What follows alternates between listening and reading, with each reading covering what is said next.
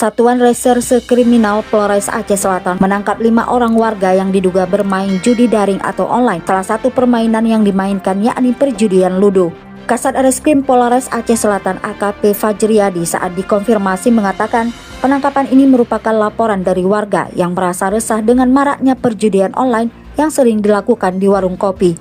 Fajriyadi menyampaikan 5 orang tersebut masing-masing berinisial DA 42 tahun, HM 39 tahun, MR 42 tahun, ZK 41 tahun, dan IF 33 tahun.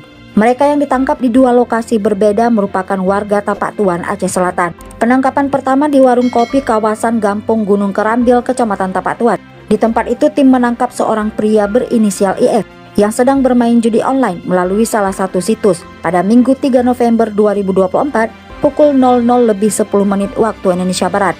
Lokasi penangkapan kedua dilakukan di warung kopi lain yang juga berada di kawasan Gampung Gunung Kerambil pada Minggu pukul 00:30 waktu Indonesia Barat. 4 orang yang sedang bermain judi ludo menggunakan telepon genggam atau handphone ditangkap.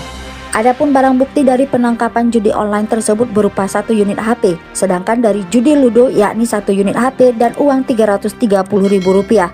Sementara itu 5 pelaku ditahan di Polres Aceh Selatan untuk pemeriksaan lebih lanjut. Mereka diancam dengan pasal 18 Kanun Aceh nomor 6 tahun 2014 tentang hukum jinayat.